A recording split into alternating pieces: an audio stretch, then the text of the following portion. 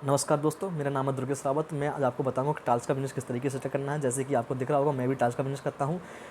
लगभग मुझे 1 साल से डेढ़ साल के बीच में हो गया है मैं टाइल्स का बिज़नेस करते आ रहा हूँ। तो मुझे इसका अच्छा खासा एक्सपीरियंस होगा कि किस तरीके से इसका आपको इस बिज़नेस को कर सकते हो और इस बिज़नेस को करने के लिए आपको कितना इन्वेस्टमेंट करना पड़ेगा, क्या खर्चा आएगा, क्या खर्चा नहीं आएगा, और आपको क्या करना पड़ेगा, ये माल कहाँ से लेना है, कैसे लेना है, और इसको माल को लेने के लिए आपको क्या क्या प्रोसेस करनी पड़ेगी, कंपनी में के लिए आपको किस तरीके से मेंबरशिप लेनी पड़ेगी, आदि सवालों के जवाब दूंगा। तो अगर आप इस बिज़नेस को करने के लिए इंटरेस्टेड हैं तो प्लीज़ चैनल को सब्सक्राइब जरूर कर देना और कमेंट करके बताना आपको वीडियो कैसी लगी। चलिए स्टार्ट करते हैं। देखो, टाइल्स का बिज़नेस आप 2 तरीके से स्टार्ट कर सकते हैं। एक तो होता है डिस्प्ले वाला डिस्प्ले, और दूसरा होता है स्टॉक। ठीक है, डिस्प्ले और स्टॉक का मतलब क्या है? देखो, डिस्प्ले का मतलब ये होता है कि आपने अपने एक कोई भी शोरूम लिया, उसमें क्या किया, अपने पूरे शोरूम में इस तरीके से डिस्प्ले जो मेरे पीछे लगी हुई है इस तरीके से आपने डिस्प्ले लगवा दी, और क्या कर दिया, किसी डीलर से बात कर ली। उसने आपको मतलब जैसे ही माल की ज़रूरत पड़ती है आपने डीलर के लिए कॉल किया कि मुझे इस माल की ज़रूरत है, जो आपने जैसे कि ये वाला माल अपने डिस्प्ले में लगा के रखा है और आपको इस माल की ज़रूरत है, तो आप क्या करोगे, मतलब कोई कस्टमर ने आपसे ये वाला माल मांगा, तो आप क्या करोगे, अपने डीलर के लिए कॉल करोगे मुझे इस तरीके का माल की ज़रूरत है, तो वो क्या करेगा, आपको माल भिजवा देगा, यानी कि आपको वहाँ तक रखवा देगा। तो उसमें क्या होगा, ओनली आपका एक तरीके से कमीशन टाइप का बिज़नेस चलेगा कि वो आपको इस बिज़नेस में थोड़ा सा क्या दे रहा है, कमीशन दे रहा है। आप उसका माल बेच रहे हो, वो आपको कमीशन दे रहा है। और दूसरा क्या होता है, स्टॉक, यानी कि आप खुद उसके क्या हो, मालिक हो, और आपने खुद डीलरशिप लेके रखी है और आप इस बिज़नेस को संभाल रहे हो। तो ये होता है क्या, ये स्टॉक वाला सिस्टम होता है। तो स्टॉक में और इसमें क्या इन्वेस्टमेंट की कितना कितना इसमें इन्वेस्टमेंट होता है, तो वो भी आपको बताता हूँ। देखो, और जब डिस्प्ले वाला बिज़नेस करते हो तो उसमें कोई इन्वेस्टमेंट नहीं होता। ओनली 50,000 रुपये आपको क्या करना पड़ेगा, स्टार्टिंग में अपनी डिस्प्ले में खर्च करना पड़ेगा। जिस तरीके से आप अपनी डिस्प्ले लगवाओगे उस तरीके में थोड़ा और ज़्यादा खर्चा करोगे तो आपको और अच्छी डिस्प्ले लगवानी है तो और ज़्यादा खर्चा कर सकते हो। लेकिन नॉर्मली अगर आप स्टार्टिंग करना चाहते हो तो 50,000 रुपये में ही आप क्या कर सकते हो, डिस्प्ले का सिस्टम सेट कर सकते हो, और ये आपके लिए अच्छा बिज़नेस बन जाएगा। और दूसरा होता है स्टॉक। स्टॉक में के लिए क्या करना, थोड़ा आपको लंबा क्या करना पड़ेगा, थोड़ा इन्वेस्टमेंट करना पड़ेगा, यानी थोड़ा ज़्यादा इन्वेस्टमेंट करना पड़ेगा।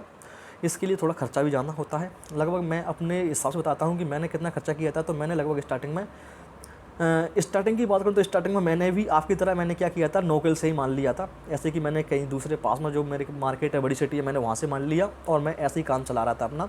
लगभग मैंने 3 महीने तक ऐसे ही काम किया, लेकिन मुझे उसमें कुछ नहीं मिला, यानी कि नो प्रॉफिट नो लॉस में मेरा बिज़नेस चला। तो इस तरीके से बिज़नेस करने का कोई मतलब होता नहीं है। ओनली क्या होता है, टोटल टाइम का अपने का क्या करना पड़ता है, टाइम वेस्ट करना होता है। तो इस तरीके से बिज़नेस करने का कोई मतलब नहीं लगा। फिर मैं गया था कहाँ पे बोलते हैं, ये जो माल मिलता है वो कहाँ मिलता है, गुजरात में मिलता है। सबसे अच्छी फैक्ट्री वहीं पर है इसकी टाइल्स की। मैं गुजरात गया, गुजरात में मैंने क्या किया, वहाँ पे अपने लिए एक कंपनी की डीलरशिप ली और फिर मैंने वहाँ से बिज़नेस स्टार्ट किया अपना। तो जैसे ही मैंने मतलब वहाँ से मैंने इन अपना बिज़नेस स्टार्ट करने की कोशिश की, तो मुझे सबसे पहले इसमें ये फ़ायदा मिला कि क्या हुआ, जिस तरीके से मैं वहाँ से माल लेता था और मैं यहाँ पर कस्टमर को सेल करता था, उतनी रेट में क्या करता हूँ मैं, मतलब मुझे जैसे कि मैं छोटे मार्केट से उतनी रेट में माल यहाँ पर ले रहा था, उतने में मैं अब सेल कर रहा हूँ। यानी कि आप समझ सकते हो कि वो मुझे किस तरीके से माल दे रहा था, वो भी मुझे अपना कस्टमर समझ के माल दे रहा था और मुझे उसमें खास मुनाफा हो नहीं रहा था। तो मैंने क्या किया, कंपनी की मेंबरशिप ली और कंपनी की मेंबरशिप लेने के बाद मैंने इस बिज़नेस को स्टार्ट किया। तो स्टार्टिंग में इस बिज़नेस में मुझे अच्छा लगा, मैंने बहुत अच्छा काम किया, मुझे इस बिज़नेस में बहुत इंटरेस्ट आने लगा। उसके बाद में अभी अगर मेरा बिज़नेस काफ़ी बड़ा हो चुका है, 1.5 साल का टाइम हो गया, मुझे अच्छा खासा बिज़नेस चल रहा है मेरा।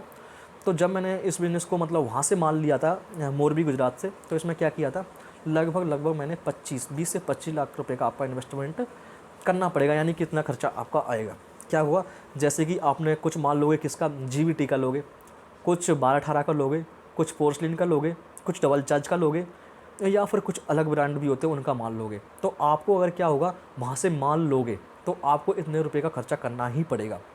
क्योंकि आप अगर एक गाड़ी बुक करते हो, एक गाड़ी यानी कि ये ट्रक माल आता है वहाँ से, ट्रक का मतलब होता है लगभग 42 टन या फिर 35 टन की जो गाड़ी आती है, इस तरीके से गाड़ी आती है वहाँ पे। तो उसको लेने के लिए लगभग आपको क्या बोलते हैं, एक जो अपनी गाड़ी होगी उसमें लगभग 10 से 12 लाख का माल आपका सेपरेट उसमें आ जाएगा 42 टन में। तो इसके अलावा क्या होगा, इसके अलावा जीएसटी भी लगती है, 18% जीएसटी लगती है इस बिज़नेस में। यानी कि अगर आपने 1 लाख का माल लिया तो 18% जीएसटी लगेगी, यानी 18% आपको सरकार को देना पड़ेगा। इसमें कई और तरीके के फ्रॉड भी करते हैं लोग, लेकिन मैं ऐसा नहीं करता हूँ। मैं टोटल सरकार के तरीके से चलता हूँ। जिस तरीके से मुझे पेमेंट करना चाहिए उनका, उसी तरीके से मैं पेमेंट करता हूँ, और जितना पेमेंट करना चाहिए उसी तरीके से मैं पेमेंट करता हूँ। इसमें क्या होता है, जो कुछ लोग होते हैं वो क्या करते हैं कि थोड़ा बहुत पैसे बचाने के चक्कर में क्या होता है, वो सरकार से थोड़ी छेड़छाड़ करते हैं। यानी कि जीएसटी में कुछ क्या होता है, कुछ फ्रॉडबाजी कर लेते हैं, तो वो मैं नहीं करता। मैं सही तरीके से क्या करता हूँ, जिस तरीके से बिज़नेस को चलाना होता है उसी तरीके से चलाने की कोशिश करता हूँ। तो वो देखा जाए तो एक तरीके से गलत भी है। अगर आप कभी उसमें फँस जाते हो तो लगभग आपको जितना आपने प्रॉफिट कमाया था वो दुगना लग जाता है। तो इस तरीके से बिज़नेस करने का कोई मतलब नहीं है। अगर आपको लंबा चलना है तो आपको बिज़नेस किस तरीके से करना पड़ेगा, बिज़नेस करना पड़ेगा ओनली मतलब जिस तरीके से प्रोसेस उसी तरीके से चलना पड़ेगा। तो अगर आपने एक गाड़ी मान लिया तो वो कितने का लगेगा, लगभग वो 10 लाख का होगा। तो मान के चलो आपने एक जो पहली गाड़ी ली उसमें क्या कर लिया आपने, GBT का माल ले लिया और डबल चार्ज का ले लिया। तो उसमें क्या हो गया, एक गाड़ी में 2 तरीके का माल ले लिया। लेकिन अभी भी आपके पास में पोर्सलिन बचा हुआ है और 12-18 बचा हुआ है। तो एक गाड़ी आपको पोर्सलिन और 12-18 की बुक करनी पड़ेगी। उसका भी लगभग 10 लाख रुपये, 10 या 11 लाख रुपये क्या हो जाएगा 10 या 11 लाख रुपये उसमें कहीं इन्वेस्टमेंट करना पड़ेगा आपको। यानी कि आपने कितने रुपए इन्वेस्टमेंट कर दिया, देखा जाए मोटा मोटा तो आपने 20 लाख रुपये का इन्वेस्टमेंट कर दिया। और फिर अपन भाड़े की बात करें तो वहाँ से माल लेने के बाद आपको भाड़ा कितना लगेगा। तो भाड़े की अगर मैं बात करूँ तो लगभग मैं यहाँ पर नरवर में बैठा हुआ हूँ, सीपरी के पास में ही है, यानी कि मध्य प्रदेश सीपरी नरवर में। तो यहाँ पे मेरा जो भाड़ा लगता है वो लगता है 2800 रुपये टन, यानी कि 2800 रुपये टन के हिसाब से लग जाता है। और 2800 रुपये टन को अगर कैलकुलेट करोगे तो आप कर लेना 2800 इंटू कितना, 42 टन की गाड़ी आती है मेरी, तो 42 का आप इसमें मल्टीप्लाई कर लेना और आपको इसका पता चल जाएगा। लगभग मैं बता दूँ आपको 1,12,000 के समथिंग मेरा खर्चा आ जाता है, मतलब माल को यहाँ तक लाने में। ठीक है, ये इसमें खर्चा आता है। यानी कि आप 20 लाख रुपये में इस बिज़नेस को अच्छी तरीके से स्टार्ट कर सकते हो।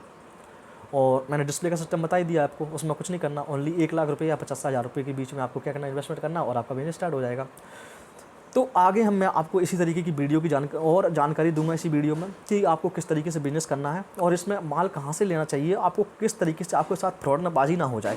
क्योंकि क्या होता है कि पहली बार जब आप जाते हो कंपनी के पास माल लेने के लिए, तो वहाँ पे क्या होता है, उनको ये लगता है कि आप किसी दुकान से नहीं हो, आप किसी शोरूम से नहीं हो, आप क्या कर रहे हो, किसी मकान के लिए माल ले जा रहे हो। तो वो क्या करता है, आपको अच्छे तरीके से काटने की कोशिश करते हैं। लेकिन आपको ऐसा नहीं करना हो, मैं आपके साथ जुड़ चुका हूँ, तो मैं आपको हेल्प करूँगा कि आपको किस तरीके से माल लेना है। और अगर आपको मेरी वीडियो पसंद आई हो तो प्लीज़ चैनल को सब्सक्राइब जरूर कर देना, कमेंट करके बताना। ये मेरी पहली वीडियो है, इसलिए मैं इसमें थोड़ा मुझे इतनी क्लियरिटी नहीं आ रही है बात करने की, लेकिन जैसे जैसे काम करते चलेंगे मुझे पक्का विश्वास है अपने ऊपर कि अपन इसमें जुड़ जाएंगे आगे जाके। और अगर आपको वीडियो पसंद आई तो प्लीज़ चैनल को सब्सक्राइब जरूर करना, कमेंट करके बताना वीडियो कैसी लगी। Thank you.